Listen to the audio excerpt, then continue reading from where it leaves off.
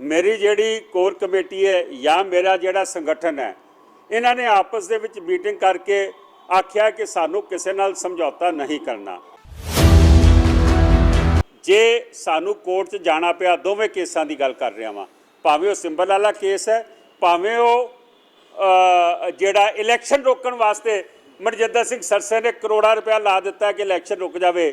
मैं समझदा दोवें केसां च अगर एंटर करना पिया, जागो पार्टी एंटर करेगी। मनु लगता किते ना किते अकाली दल ते आम आदमी पार्टी का आपस च समझौता तो नहीं हो गया।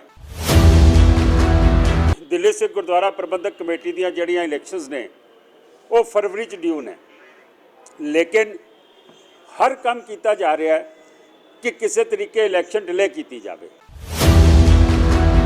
मैं पूछना चाहना कि इलैक्शन रोकी क्यों जा रही है, क्योंकि तुहाडे सिपा सलाहकार साथ सुखबीर सिंह बादल ने आख्या कि किसी भी तरीके इलैक्शन साल डेट तुसी लटका दिओ।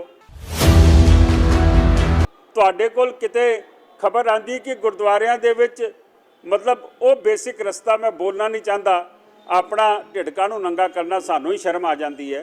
वो बेसिक चीज़ां अंदर नहीं हैगियां जो होणियां चाहीदियां मर्यादा नूं पूरीआं करन वास्ते, लेकिन तुसी लखां रुपए वकीलों नूं दे रहे हो इलैक्शन रोकण लई। वाहिगुरू जी का खालसा, वाहिगुरू जी की फतेह। बड़े शॉर्ट नोटिस से असी प्रेस कॉन्फ्रेंस रखी है और अज मीडिया काफ़ी बिजी भी है, क्योंकि किसान संगठनों की मीटिंग चलती पई है। लेकिन इंपॉर्टेंट इशू सीगा जिहड़ा मैं संगतां दे नोटिस लियाना चाहना। दिल्ली सिख गुरुद्वारा प्रबंधक कमेटी दी जिहड़ियां इलैक्शनस ने वो फरवरी च ड्यू ने, लेकिन हर काम किया जा रहा है कि किसी तरीके इलैक्शन डिले की जाए। और ये सारा काम जिहड़ा किया जा रहा है वो किया जा रहा है दिल्ली सिख गुरुद्वारा प्रबंधक कमेटी वालों। मनजिंदर सिंह सिरसा ते हरमीत सिंह कालका ते उन्हां दे पिछे जिहड़ियां इंस्ट्रक्शनस ने वो सार सुखबीर सिंह बादल जिहड़े इन्हां दे सिपा सलाहकार ने, जिन्हां दे उत्ते कदी डेरा माफ़ी दे, कदी गुरु ग्रंथ साहिब की बेदबी दे, कदी ऐसे संगीन इल्ज़ाम लगते हैं जिहड़े मैनूं कहण दी लोड़ नहीं। लेकिन मैं अपने मुद्दे ते आवां कि दिल्ली सिख गुरुद्वारा कमेटी का प्रोसैस शुरू होया। प्रोसैस शुरू होंदे ही ये सब तो पहले हाई कोर्ट नूं अप्रोच करते हैं, सिंगल बेंच नूं अप्रोच करते हैं, और सिंगल बेंच इन्हां दे हक च फैसला नहीं दिंदा। वो आखदा कि इलैक्शन होनी चाहिए है। उहदे च इन्हां ने कई गल्लां कीतियां, कोविड की गल की, स्टाफ की गल की, होर कई गल्लां इशूज़ कीतियां। उस तो बाद ये जाते हैं नैशनल ह्यूमन राइट्स कमीशन दे विच, और उत्थे जाके सारी रिप्रजेंटेशन दिंदे ने। उत्थे भी इन्हां नूं कोई राह नहीं लभ्या। ये LG नूं CM नूं रिप्रजेंटेशन दे के केस बनाने की कोशिश करते हैं, जिथे इन्हां नूं कोई सपोर्ट नहीं मिली। हुण ये फिर डबल बेंच हाई कोर्ट के चीफ जस्टिस साहब की कोर्ट च गए ने, और मैं समझदा कि सिंगल बेंच के उत्ते जिहड़े वकील पेश कीते सी, घट्टो घट्ट भी जे मैं समझा 20-22-25 लाख रुपए इन्होंने कोर्ट की फीस दी है। और हुण जिथे डबल बेंच ते गए ने उत्थे भी सीनियर एडवोकेट्स करके गए ने। तुहाडे कोल तनख्वाहां देण जोगियां नहीं है स्टाफ दियां। तुहाडे कोल किते खबर आंदी कि गुरुद्वारियां दे विच मतलब वो बेसिक रस्ता मैं बोलना नहीं चाहता, अपना ढिड काहनूं नंगा करना सानूं ही शर्म आ जाती है। वो बेसिक चीज़ां अंदर नहीं हैगियां जो होणियां चाहीदियां मर्यादा नूं पूरीआं करन वास्ते, लेकिन तुसी लखां रुपए वकीलों नूं दे रहे हो इलैक्शन रोकण लई। तुसी लखां रुपए अपने सोशल मीडिया दी टीमां लाइयां होईयां, पिछले 2 साल तो 15-20 लाख रुपए महीने का खर्चा नवीं ऐड दे रहे हो। लेकिन मैं पूछना चाहना कि इलैक्शन रोकी क्यों जा रही है, क्योंकि तुहाडे सिपा सलाहकार साथ सुखबीर सिंह बादल ने आख्या कि किसी भी तरीके इलैक्शन साल डेट तुसी लटका दिओ। और फिर कल कोर्ट की कार्रवाई दे विच ये भी जज साहब ने या किद्दां डिस्कशन च आया कि जे सरकार को स्टाफ घट है तो गुरुद्वारा कमेटी अपना इंफ्रास्ट्रक्चर देवे, अपना स्टाफ देवे और ये वोटां बनवाइयां जान। असीं इहदे बिल्कुल अगेंस्ट है। असी जदों मेरे कोल सेवा सी जनरल हाउस चों पास कीता सीगा कि असी 1 भी रुपया गुरुद्वारा प्रबंधक कमेटी का इलैक्शनस से नहीं लगेगा, सरकार की ड्यूटी है। एक्ट सरकार ने बनाया, सरकार अपने खर्चे ते करे। दिल्ली सिख गुरुद्वारा प्रबंधक कमेटी का खर्चा क्यों होवे, संगत का पैसा उहदे च क्यों लगे, संगत का पैसा इन्हां कम्मां लई नहीं है। लेकिन मैं समझदा और फिर ਜਿਹੜੇ ਲੋਕ ਕਾਬਜ਼ ਬੈਠੇ ਨੇ ਇਹਨਾਂ ਨੇ ਤੇ ਇੱਕ ਪਾਸੇ ਦਾ ਹੀ ਕੰਮ ਕਰਨਾ ਸਾਰਾ, ਉਸ ਨੂੰ ਫੇਅਰ ਐਂਡ ਜਿਸ ਨੂੰ ਕਹਿੰਦੇ ਨੇ ਕਿ ਨਿਊਟਰਲ ਇਲੈਕਸ਼ਨਸ ਨਹੀਂ ਕਹੀਆਂ ਜਾ ਸਕਦੀਆਂ। ਦਿੱਲੀ ਸਿੱਖ ਗੁਰਦੁਆਰਾ ਪ੍ਰਬੰਧਕ ਕਮੇਟੀ ਦੇ ਸਟਾਫ ਦਾ ਕਿਸੇ ਕਿਸਮ ਦਾ ਰੋਲ ਇਲੈਕਸ਼ਨ ਪ੍ਰੋਸੈਸ ਦੇ ਵਿੱਚ ਨਹੀਂ ਹੋਣਾ ਚਾਹੀਦਾ। ਇਹ ਉੱਦਾਂ ਹੀ ਹੋਣਾ ਚਾਹੀਦਾ ਜਿਵੇਂ ਸਾਡਾ ਐਕਟ ਪ੍ਰੋਵਾਈਡ ਕਰਦਾ ਜਾਂ ਜਿਵੇਂ ਬਾਕੀ ਇਲੈਕਸ਼ਨਸ ਹੁੰਦੀਆਂ ਨੇ। ਕੱਲ੍ਹ ਕੋਰਟ ਦੇ ਵਿੱਚ ਇੱਕ ਹੋਰ ਡੇਟ ਸੀਗੀ, ਉਹ ਡੇਟ ਸੀ ਸਿੰਬਲ ਦੀ। ਇੱਕ ਕੋਰਟ 'ਚ ਕੇਸ ਚੱਲ ਰਿਹਾ ਹੈ ਜਿਹਦੇ ਵਿੱਚ ਅਕਾਲੀ ਦਲ ਦੇ ਸਿੰਬਲ ਨੂੰ ਚੈਲੰਜ ਕੀਤਾ ਗਿਆ ਹੈ ਕਿ ਅਕਾਲੀ ਦਲ ਪੋਲੀਟੀਕਲ ਪਾਰਟੀ ਹੈ ਔਰ ਇਹ MLA MP ਦੀ ਇਲੈਕਸ਼ਨ ਵੀ ਲੜਦੀਆਂ ਨੇ ਤੇ ਇਹ ਧਾਰਮਿਕ ਇਲੈਕਸ਼ਨ ਵੀ ਲੜ ਰਹੀਆਂ ਨੇ, ਭਾਵੇਂ SGPC ਹੋਵੇ ਦਿੱਲੀ ਕਮੇਟੀ ਹੋਵੇ। ਜਦ ਕਿ ਸਾਡਾ ਐਕਟ ਕਹਿੰਦਾ ਹੈ ਕਿ ਸੁਸਾਇਟੀ ਜਿਹੜੀ ਹੈ ਉਹ ਰਿਲੀਜੀਅਸ ਸੁਸਾਇਟੀ ਜਿਹੜੀ ਰਜਿਸਟਰਡ ਹੋਵੇ ਉਹ ਸਿਰਫ ਰਿਲੀਜੀਅਸ ਇਲੈਕਸ਼ਨਸ ਲੜਦੀਆਂ ਹੋਵੇ, ਉਹ ਪੋਲੀਟੀਕਲ ਇਲੈਕਸ਼ਨ ਨਾ ਲੜਨ। ਔਰ ਕੱਲ੍ਹ ਆਮ ਆਦਮੀ ਪਾਰਟੀ ਦੇ ਵਕੀਲ ਨੇ ਮਦਦ ਕੀਤੀ ਹੈ ਸ਼੍ਰੋਮਣੀ ਅਕਾਲੀ ਦਲ ਬਾਦਲ ਦੀ ਔਰ ਉਹਨਾਂ ਨੂੰ ਸਮਾਂ ਲੈ ਕੇ ਦਿੱਤਾ ਤਾਂ ਕਿ ਉਹਨਾਂ ਦਾ ਸਿੰਬਲ ਕੈਂਸਲ ਨਾ ਹੋਵੇ। ਮੈਨੂੰ ਲੱਗਦਾ ਕਿਤੇ ਨਾ ਕਿਤੇ ਅਕਾਲੀ ਦਲ ਤੇ ਆਮ ਆਦਮੀ ਪਾਰਟੀ ਦਾ ਆਪੋ 'ਚ ਸਮਝੌਤਾ ਤੇ ਨਹੀਂ ਹੋ ਗਿਆ, ਇਹ ਕੋਈ ਨਾ ਕੋਈ ਗੇਮ ਤੇ ਨਹੀਂ ਖੇਡੀ ਜਾ ਰਹੀ। ਦਿੱਲੀ ਸਿੱਖ ਗੁਰਦੁਆਰਾ ਪ੍ਰਬੰਧਕ ਕਮੇਟੀ 'ਚ ਕਿਸੇ ਪੋਲੀਟੀਕਲ ਪਾਰਟੀ ਦਾ ਕੋਈ ਤਾਲੁਕ ਨਹੀਂ ਹੋਣਾ ਚਾਹੀਦਾ ਔਰ ਜਿਹੜੀ ਸੁਸਾਇਟੀਜ਼ ਐਕਟ 'ਚ ਰਜਿਸਟਰਡ ਨਹੀਂ ਹੈ ਉਹਨਾਂ ਦੇ ਸਿੰਬਲ ਕੈਂਸਲ ਹੋਣੇ ਚਾਹੀਦੇ ਨੇ। ਇਹ ਇਲੈਕਸ਼ਨ ਕਮਿਸ਼ਨ ਜਿਹੜਾ ਸਾਡਾ ਗੁਰਦੁਆਰਾ ਇਲੈਕਸ਼ਨ ਡਾਇਰੈਕਟੋਰੇਟ ਹੈ, ਅਸੀਂ ਇਸ ਨੂੰ ਵੀ ਚੇਤਾਵਨੀ ਦੇਣਾ ਚਾਹੁੰਦੇ ਹਾਂ ਕਿ ਅਗਰ ਤੁਸੀਂ ਆਪਣੇ ਜਿਹੜਾ ਤੁਹਾਡਾ ਐਕਟ ਹੈ ਜਾਂ ਜੋ ਤੁਸੀਂ ਉਹਦੇ 'ਚ ਪ੍ਰੋਵੀਜ਼ਨਸ ਰੱਖੀਆਂ ਜੇ ਉਸ ਤੋਂ ਬਾਹਰ ਜਾਓਗੇ ਤੇ ਸਾਨੂੰ ਕੋਰਟ 'ਚ ਮੂਵ ਕਰਨਾ ਪਵੇ ਤੇ ਅਸੀਂ ਕੋਰਟ ਦੇ ਵਿੱਚ ਜ਼ਰੂਰ ਮੂਵ ਕਰਾਂਗੇ। ਔਰ ਫੁਲਕਾ ਸਾਹਿਬ ਕੱਲ੍ਹ ਪੇਸ਼ ਹੋਏ ਸੀਗੇ ਜਿਨ੍ਹਾਂ ਨੇ ਅਕਾਲੀ ਦਲ ਦਾ ਸਿੰਬਲ ਕੈਂਸਲ ਕਰਾਉਣ ਦੀ ਗੱਲ ਕੀਤੀ ਸੀਗੀ। ਤੀਜਾ ਇਸ਼ੂ ਜਿਹੜਾ ਮੈਂ ਤੁਹਾਡੇ ਸਾਹਮਣੇ ਲਿਆਉਣਾ ਚਾਹੁੰਦਾ ਨੋਟਿਸ ਦੇ ਵਿੱਚ, ਤੁਹਾਨੂੰ ਯਾਦ ਹੈ ਕਿ ਗਵਰਨਮੈਂਟ ਆਫ ਇੰਡੀਆ ਦੀਆਂ ਬੜੀਆਂ ਸਕੀਮਾਂ ਨੇ ਮਾਈਨੋਰਟੀਜ਼ ਦੀਆਂ ਔਰ ਉਹ ਸਕੀਮਾਂ ਜਿਹੜੀਆਂ ਨੇ ਉਹ ਸਟੇਟ ਗਵਰਨਮੈਂਟ ਦੇ ਥਰੂ ਇੰਪਲੀਮੈਂਟ ਹੁੰਦੀਆਂ ਨੇ। ਦਿੱਲੀ ਸਰਕਾਰ ਦੀਆਂ ਸਕੀਮਾਂ ਦੇ ਵਿੱਚ ਜਦੋਂ ਮੈਂ ਚਾਰਜ ਲਿਆ 2013 ਦੇ ਵਿੱਚ, ਉਸ ਵੇਲੇ 35 ਲੱਖ ਰੁਪਇਆ ਸਾਲ ਦਾ ਸਿਰਫ ਮਿਨੋਰਟੀ ਫੀ ਲਈ ਜਾਂਦੀ ਸੀ ਬੱਚਿਆਂ ਲਈ, ਆਪਣੇ ਸਿੱਖ ਬੱਚਿਆਂ ਵਾਸਤੇ। ਲੇਕਿਨ ਪਹਿਲੇ ਸਾਲ ਅਸੀਂ 12 ਕਰੋੜ ਲੈ ਗਏ ਹਾਂ, ਅਗਲੇ ਸਾਲ ਅਸੀਂ 24 ਕਰੋੜ ਤੱਕ ਲੈ ਗਏ ਹਾਂ, ਫਿਰ 47 ਕਰੋੜ ਲਿਆ, ਫਿਰ ਅਸੀਂ 62 ਕਰੋੜ ਤੋਂ ਉੱਤੇ ਸਿੱਖ ਬੱਚਿਆਂ ਨੂੰ ਅਸੀਂ ਫੀਸ ਲੈ ਕੇ ਦਿੱਤੀ ਗਵਰਨਮੈਂਟ ਦੀ ਸਕੀਮਾਂ 'ਚੋਂ ਜੋ ਮਿਨੋਰਟੀਜ਼ ਦੀਆਂ ਸਕੀਮਾਂ ਸੀਗੀਆਂ। ਅੱਜ ਅਫਸੋਸ ਦੀ ਗੱਲ, ਇਹ ਧਿਆਨ ਨਾਲ ਸੁਣਨ ਵਾਲੀ ਗੱਲ ਹੈ ਕਿ ਕਿੱਡਾ ਵੱਡਾ ਧਰੋਹ ਸਾਡੇ ਨਾਲ ਹੋ ਰਿਹਾ।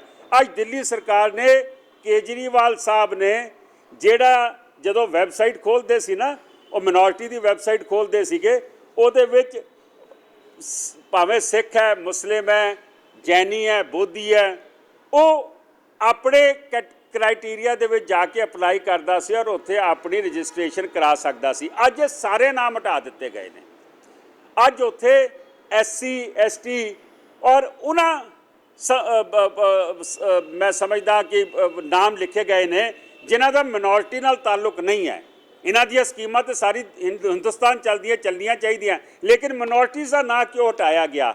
ਅੱਜ ਤੁਸੀਂ ਫਿਜ਼ੀਕਲੀ ਜਾ ਕੇ ਫਾਰਮ ਭਰ ਨਹੀਂ ਸਕਦੇ, ਕੋਵਿਡ ਦਾ ਜ਼ਮਾਨਾ, ਆਨਲਾਈਨ ਫਾਰਮ ਭਰਨੇ ਨੇ, ਤੇ ਜਦੋਂ ਆਨਲਾਈਨ ਬੱਚਾ ਫਾਰਮ ਕਲਿੱਕ ਕਰੇਗਾ, ਆਨਲਾਈਨ ਜਾ ਕੇ ਆਪਣੇ ਆਪ ਨੂੰ ਲੌਗਇਨ ਕਰੇਗਾ, ਉਸ ਨੂੰ ਇਹ ਨਾਮ ਹੀ ਨਹੀਂ ਲੱਭਣੇ। ਮੈਂ ਸਮਝਦਾ ਬਹੁਤ ਵੱਡੀ ਸਾਜ਼ਿਸ਼ ਹੋ ਰਹੀ ਹੈ।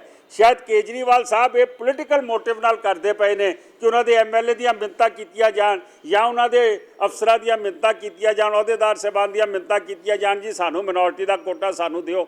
ਇਹ ਜਿਹੜਾ ਸਾਡਾ ਹੱਕ ਬਣਦਾ ਹੈ, ਇਸ ਨੂੰ ਕਿਉਂ ਪਰੇ ਕੀਤਾ ਜਾ ਰਿਹਾ ਹੈ?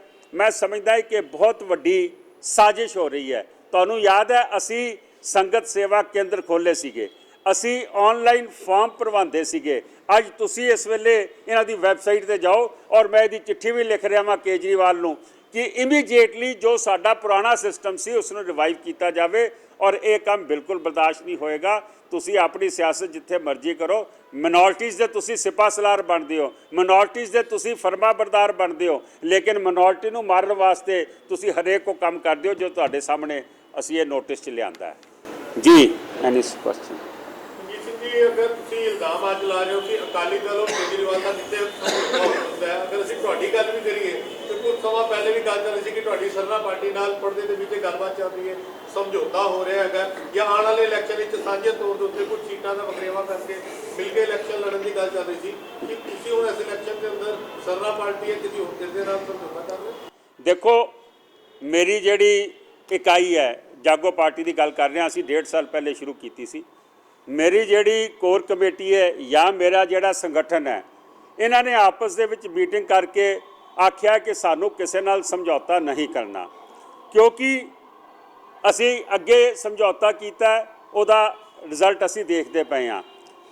ਜਾਗੋ ਪਾਰਟੀ ਦੇ ਕੋਲ 70 ਸਾਲ ਦਾ ਇਤਿਹਾਸ ਹੈ। ਕਿੱਥੋਂ ਜਥੇਦਾਰ ਸੰਤੋਖ ਸਿੰਘ ਜੀ ਤੋਂ ਸ਼ੁਰੂ ਹੁੰਦਾ, ਜਿਨ੍ਹਾਂ ਨੇ ਸਕੂਲ ਕਾਲਜ ਬਣਾਏ। ਅੱਜ ਮੈਂ ਹਸਪਤਾਲ ਦੀ ਗੱਲ ਕਰ ਲਵਾਂ, ਅੱਜ ਹਸਪਤਾਲ ਦੇ ਨਵੇਂ ਠੇਕੇਦਾਰ ਆ ਗਏ ਨੇ ਕਿ ਹਸਪਤਾਲ ਅਸੀਂ ਬਣਾਇਆ ਹੈ, ਇਹ ਸਾਡਾ ਸੁਪਨਾ ਸੀਗਾ। ਇਹ ਹਸਪਤਾਲ ਜਥੇਦਾਰ ਸੰਤੋਖ ਸਿੰਘ ਨੇ 1977 ਦੇ ਵਿੱਚ ਗੇਟ ਲਾਇਆ ਸੀਗਾ। ਇਹ ਹਸਪਤਾਲ ਉਹ ਹੈ ਜਿਸ ਹਸਪਤਾਲ ਦੇ ਉੱਤੇ 15 ਰਾਤਾਂ ਮੈਂ ਕੱਟੀਆਂ 1982 ਚ 1981 ਜਥੇਦਾਰ ਜੀ ਦੀ ਅਸੈਸੀਨੇਸ਼ਨ ਹੋ ਜਾਂਦੀ ਹੈ। ਰਾਤੋਂ ਰਾਤ ਬੁਲਡੋਜ਼ਰ ਚਲਾਏ, ਕਬਜ਼ੇ ਕੀਤੇ, ਔਰ ਕਬਜ਼ੇ ਕਰਨ ਤੋਂ ਬਾਅਦ ਜੀਡੀਏ ਨੇ ਜੁਰਤ ਨਹੀਂ ਕੀਤੀ 12 ਏਕੜ ਜ਼ਮੀਨ ਤੇ ਪੈਰ ਰੱਖਣ ਦੀ। ਔਰ ਉਹਦੇ ਬਾਅਦ ਜਦੋਂ 1995 ਦੇ ਵਿੱਚ ਸਰਨਾ ਸਾਹਿਬ ਪ੍ਰਧਾਨ doctor Jaspal Singh general secretary ਸੀਗੇ, ਉਸ ਵੇਲੇ ਡੀਡੀਏ ਨਾਲ ਗੱਲ ਹੁੰਦੀ ਹੈ। ਡੀਡੀਏ ਆਖਦੀ ਜੇ ਜ਼ਮੀਨ ਲੈਣੀ ਹੈ ਤੇ ਇਹਦੀ ਕੀਮਤ ਦੇ ਦਿਓ। ਡੀਡੀਏ ਨੇ ਉਸ ਵੇਲੇ ਜਿਹੜਾ ਡਾਇਰੈਕਟਰ ਲੈਂਡ ਸੀਗੇ ਜੌਲੀ ਸਾਹਿਬ 32 ਕਰੋੜ, ਧਿਆਨ ਨਾਲ ਸੁਣੋ ਜੋ ਮੈਂ ਕਹਿਣ ਜਾ ਰਿਹਾ, 32 ਕਰੋੜ ਰੁਪਏ ਦੀ ਡਿਮਾਂਡ ਕੀਤੀ ਸੀ ਕਿ 32 ਕਰੋੜ ਰੁਪਏ ਸਾਨੂੰ ਦੇ ਦਿਓ, ਅਸੀਂ ਹਸਪਤਾਲ ਦੀ ਜ਼ਮੀਨ ਤੁਹਾਨੂੰ ਦੇ ਦਿੰਦੇ ਹਾਂ। 1995 ਚ ਅਸੀਂ ਉਸ ਗੱਲ ਨੂੰ ਕੰਟੈਸਟ ਕੀਤਾ, ਕਿਉਂਕਿ ਉਹ ਕਬਜ਼ਾ ਮੈਂ ਕੀਤਾ ਸੀ, ਗੇਟ ਮੇਰੇ ਪਿਤਾ ਨੇ ਲਾਇਆ ਸੀਗਾ ਰਿੰਗ ਰੋਡ ਦੇ ਉੱਤੇ, ਜਥੇਦਾਰ ਸੰਤੋਖ ਸਿੰਘ ਜੀ ਨੇ। ਅਸੀਂ ਉਸ ਨੂੰ ਕੰਟੈਸਟ ਕੀਤਾ ਕਿ ਡੀਡੀਏ ਨੇ ਜੇ ਸਾਡੇ ਕੋਲੋਂ ਕੀਮਤ ਲੈਣੀ ਹੈ ਤੇ ਡੀਡੀਏ 1977 ਦੀ 78 ਦੀ ਕੀਮਤ ਲਵੇ, ਜਦੋਂ ਤੋਂ ਅਸੀਂ ਆਪਣਾ ਕਬਜ਼ਾ ਸ਼ੋਅ ਕੀਤਾ ਹੋਇਆ। ਅਵਤਾਰ ਸਿੰਘ ਹਿੱਤ ਪ੍ਰਧਾਨ ਤੇ ਸਰ ਕੁਲਮੋਹਨ ਸਿੰਘ ਜਨਰਲ ਸੈਕਟਰੀ ਸੀ। 32 ਕਰੋੜ ਜਿਹੜੀ ਡੀਡੀਏ ਮੰਗਦੀ ਸੀ, 31,96,000 ਰਿਕਾਰਡ ਹੈ ਜੋ ਮੈਂ ਬੋਲ ਰਿਹਾ, ਇਸ ਨੂੰ ਚੈੱਕ ਕੀਤਾ ਜਾਵੇ। 31,96,000 ਤੁਹਾਨੂੰ ਕਿਉਂ ਜਗ੍ਹਾ ਦੇ ਦਿੱਤੀ ਗਈ?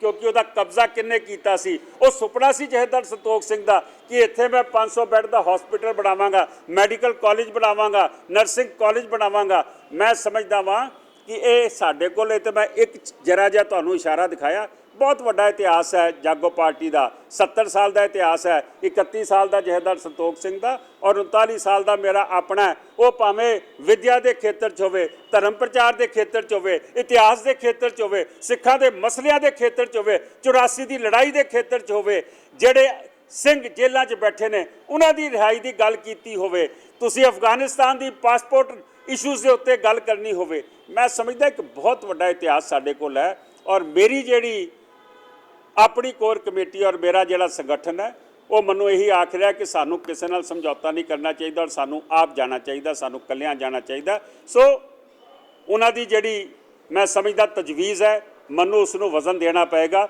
ਔਰ ਅਸੀਂ ਇਸ ਦੇ ਉੱਤੇ